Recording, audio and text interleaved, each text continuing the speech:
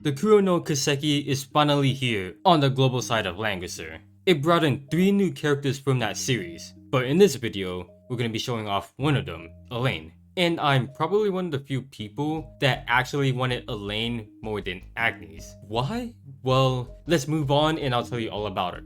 Her talent does increase her attack and skill and does go higher the more you start her up. After taking action, she gains 1 stack of heroism for each instant of damage dealt, including fixed damage. If she doesn't attack, whatever her remaining mobility is will be converted into her heroism stack, and each one will increase the damage dealt, and that too will also increase the more you start her up. It is only stackable up to 10 times at 3 and 4 stars, but at 5 and 6 stars, it only goes up to 7 stacks. At the end of her turn, whenever she attacks at her maximum stacks, she does get to heal and is able to act again. Then afterwards, the heroism stack is removed and then rinse and repeat. Some pretty good stuff. She is able to stack up quite a bit amount of damage. Only thing is though, is that she becomes much more easier to use at 5 and 6 stars. If not, then that just means that you will have to stack more of her talent buffs. So it becomes harder for her to be consistent with those at the gens and self-heal. For the class mastery stones, for all of them you want HP and attack. Then for the 3rd slot on the armor, you want defense, headwear, magic defense, then the weapon and accessory, skill. If you want to go with a defensive set, then you want something like HP, attack, magic defense, crit resist, and crit damage resist. But if you just want pure damage, you don't really care or you're not that worried of her taking too much damage, then you want a offensive set like mine. The best soldiers for her to use is the new cavalry one. They're pretty much like the Sensi mercenary but without the healing. Just as long as you're positioning well, then you are able to hit even harder. I don't have mine fully upgraded, so these are not the final stats. The angel will be great for tanking magic attacks while also dishing out a decent amount of damage. Then there's the gallant duelist. They're capable of hitting really hard while also being really physically tanky. Now her equipment. It all depends on what kind of playstyle you want to go with her. So if you're going AoE like I am, you want the blood sword for fixed damage, because this will help her build up more talent stacks. So I highly recommend using this if you are going with AoE. If you don't have this, then the Demon Slayer's sword will also work. However, if you are leaning towards single target with her, I highly recommend the Crystal Stinger. If not, then anything to increase her attack will be fine. For the armor, Forbidden Battle Armor, everyone loves having this. You can also use Time Mat to take less magic damage. Just be sure to make sure you are in a mixed force, so meaning that Elaine infantry, soldier, flying. That would be mixed forces, because if not, then you won't be able to get the effects from the armor. Aeolus is also not bad. You can maybe even go with Arcane Battle Garb if you don't really care about anything else and if you are more focused on just doing damage with her. But it is more preferable if you are going to be going with single target with her a lot. The helmet, superior tier, this one gives you more skill damage if you aren't taking action, which is nice. Or just straight up go with the Aeneas helm for more defensive stats. It's a really common helmet that everyone should have, and it's actually pretty good to have it on a lot of characters if they can't use anything else that's better. Then for the accessory, Apex Boost for that extra mobility, which can be great to get more of her talent stacks, or go with Overlord's badge, since if she has her mobility down, that means she's progressing less stacks for her talent effect, which is going to be really bad because Elaine always wants to be at her maximum stacks whenever possible. If not for those two I recommend, then anything else will be fine for now, like the Winged Shin Guard for more defense or the Judge Talisman. For the enchant that you want on her, Breeze is going to be really useful so that not only is she getting extra mobility, it also helps her get more talent stacks. Clock can be fine for the spam, but with the consistent act again, that might not be so much of an issue, but it is something that you can still use. Magic if you want to, so that you do more damage, or you can go full moon. So that with the extra stats, that means it will increase her attack, meaning that she will be able to hurt more with the fixed damage. So with all of that, hopefully that was helpful if you were having trouble building Elaine. So now, let's begin the first awakening stage. Alright, so we're going to be facing up against Kirikaze first, then Rainforest, and then Vaughn. For the skills that you can use, the 1C is going to be fine. It has that long range while also being able to do a little chip damage. Then for the last two, I would recommend this one and then Sun Slash for the healing. Then for the soldiers, I would highly recommend using the new cavalry one, since most of the enemies that you are fighting are all infantry. Gallant Duelist can also be fine, as well as the Masked Maid. Griffinite can also work as well, since they are one of the harder hitting soldiers that you can use. So for the first turn, I'm just going to do a little bit of chip damage to Kirikaze. This guy can actually hit really hard, and I really don't want to deal with that. So I do want to do a little bit damage so that he can't really hit as hard. And then I'm just going to hit him with Sun Slash. Then there we go. Reinforce is going to be troubling to deal with because of the AoEs. So if you are taking too much damage from Reinforce, just have Elaine step on the defensive tile so that she takes less damage from AoEs, and then just have her build up her talent stacks. And maybe even try to get her to max as well, because what Reinforce is doing right now is that he can't really hit as hard. So this is what you can do. Upon reaching her maximum stacks, we can go ahead and use her AoE skill. Since once she's at maximum stacks, as long as she does any kind of damage, she gets to act again. And when she does act again, she also gets to heal as well. So once that happens, we're going to go ahead and just attack him from 2 blocks. And then to deal with Bond is pretty much the same idea as Reinforce. Just get to maximum stacks and then attack with the AoE and then hit him with a single target attack. I don't think you can do the same strategy to Kirikaze since you are going to be really close to him, and Kirikaze is not going to let you get away. He's just going to keep on chasing you. So as long as you're able to take out Kirikaze, just use the act again strategy that I did going through this one, and then hopefully that should help you guys clear this one. So yeah, there we go. That is the first awakening stage done. Now we're on to a 3C. It has a 4-turn cooldown. The passive on this one increases her mobility by 2 whenever she has a stack of heroism. When she is forced into battle by a physical attack, her physical damage taken is decreased based on how much higher her skill is compared to the enemies, all the way up to 80%. That has a 2-turn cooldown.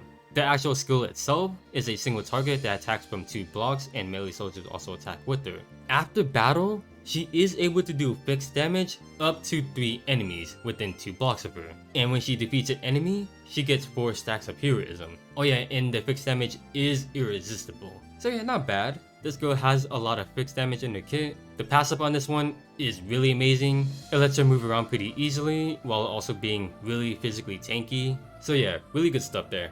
And if you guys are curious, this is what her 3C animation looks like. Okay, for the second awakening stage, I don't think it's that bad, but the only problem is that it's very tricky due to one character being in there. So yeah, this is gonna be one of those rare cases where I do show off the second awakening stages in one of these videos. Usually these aren't as bad as they should be, because you do get other 3 characters that are really reliable to use, just as long as you're playing really smart.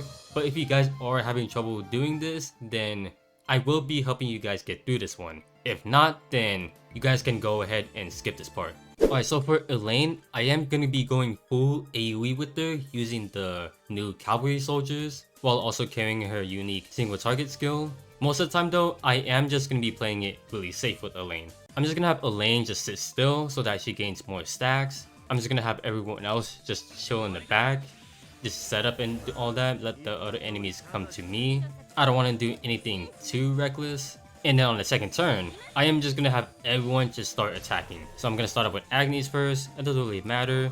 I'm going to have Bond just chill all the way back here. Use his AoE skill right here. It also lets him guard too, so Elaine shouldn't be that big of an issue. And then with Elaine here, I'm actually going to be taking out Florentia. Can Elaine take out Florentia right here? Okay, yeah, so that took out Florentia right there.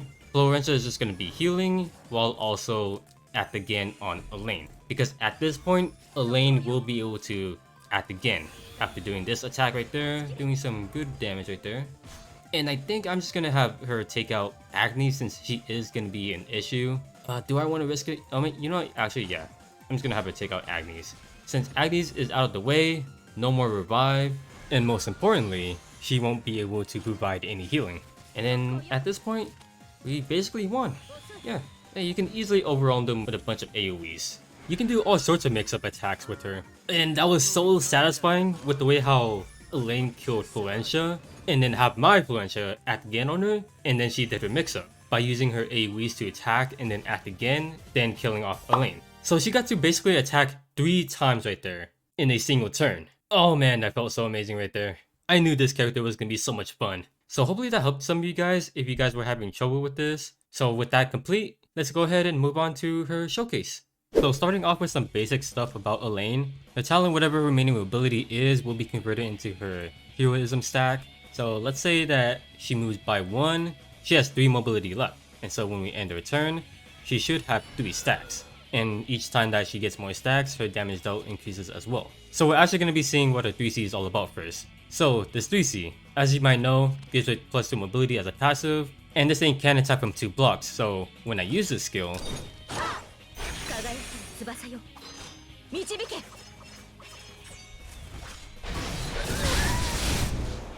this should give her +4 stacks of the heroism, and then it does fixed damage. The fixed damage can hurt 3 enemies at once, only within 2 blocks of her. The fixed damage does have immunity, but only 1 time. And then after that, if the enemy has something like Swordsmith Metal, then they'll be able to block it. As for the physical damage reduction on this, it all depends on the skill gap between her and her enemies. And there's actually a chart that shows how much is actually being reduced based on those skill gap. And I think the max was like 300 between her and enemies. So my Elaine has 410 skill right now, and the Skeleton Knight has 94. So this should be a 80% damage reduction. So I'm gonna end Grenshield's turn right here.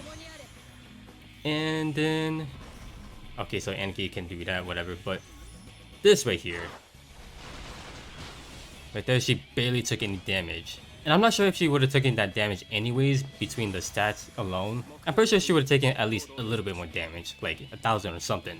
Elaine will also get more of her stacks by also dealing damage and doing fixed damage as well. So this 1C right here, it reaches 6 blocks long while disabling the passive skill. So by doing this, it should reach her to 10 stacks, and then she'll be able to act again right there. Her buff duration does go down, just keep that in mind. And then afterwards, she can do whatever she wants. And she does get to keep her talent stacks as well, making it very useful, especially when using a single target skill to make good use of that. And every time she does act again, she heals herself.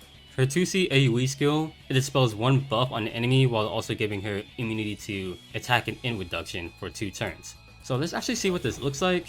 Look at that animation go right there, it looks so sick. So her 2 Archer giving her +2 of the heroism stack, and a Blood Sword activates right there, meaning +2 more of the talent stacks. And then that should give her the buff right there. It's very nice to have. Diving a little bit deeper into her 3C passive about her physical damage reduction, it doesn't just affect melee attacks, but also range attack as well, if you haven't already figured that out. Any form of physical attacks will cause her to activate the 3C passive. And then right there, and I'm gonna show it off again, the difference, that time it did 10k damage. And to show proof, and it showed that her passive was on cooldown the entire time. So just remember that whenever you do use Elaine, whenever she does have maximum stacks, and whenever she does like any kind of attack, even if it's just one enemy using a AoE skill, you'll still get the act again. Don't go thinking that there's like some other requirements for her to do that. No. Whenever she does like any kind of attack, she'll always act again as long as you have her at her maximum stats. Her other unique skill is pretty simple to look at. It does fixed damage before and after battle, which you witnessed earlier during the second awakening stage.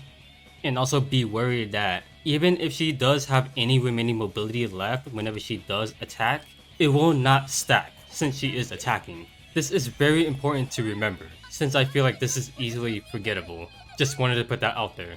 Only when she is not doing anything will her movement be converted into her talent stacks. So overall, Elaine is a really awesome character. The thing about Elaine is that she will always need 1 turn to set up at the start of every battle and every time she resets her talent stacks. So it will be kind of rough to get her to move around at first. It is also much easier to play safe with her since she has accessibility to AoEs while also doing mix up with her attacks. Doing so, you're always going to be applying lots of pressure. She has a lot of ways to constantly keep adding more and more of her talent stacks, and her skills helps with that. Pretty much anything that she does will grant her those, so there's really no issue there. Her 3C is of course really useful for that extra mobility, and it allows her to be really physically tanky.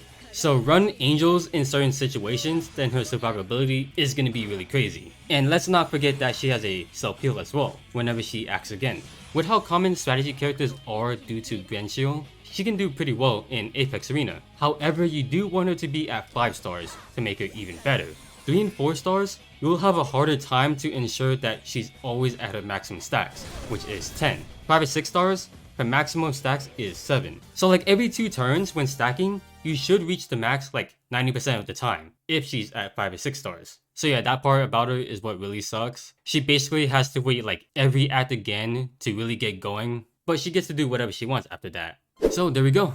That was Elaine's showcase. A really well-rounded character who can do all sorts of attacks and mixing them up. You're literally going to be doing everything with her. That's how satisfying and amazing she is. She will always need one turn to set up at the start of every battle, and whenever she does act again, which is the main issue about her. And another thing, literally next month, she gets replaced by SP Leon. While Elaine is great, SP Leon has her beat with his damage output. And let's say that you have an opportunity to attack on the first turn, SP Leon will be ready for that, with a good chance of even one-shotting as well with his AoEs. So yeah, Elaine is easily skippable since she gets replaced by him or even by any other attacker. Even by farming her shards in the Gate of Fate, I won't even have enough time to get her to 5 stars to properly even use her by next month, since SP Leon will be coming by then. I'm trying to use this girl, and if I try to use her now, I'm gonna struggle. If anything, just get her Bannermate Agnes if you feel like it. She brings some better stuff to the table, but I recommend only use her if you're a slow player, because Agnes is, well, very slow. And plus you do need to be close with her. But that's all I got for you guys. Feel free to let me know down in the comments what you guys think about Elaine, or if you guys have anything else to share about her. If you enjoyed this video, feel free to leave a like and subscribe if you want to see more, and yeah, thanks for watching. Your fellow Z.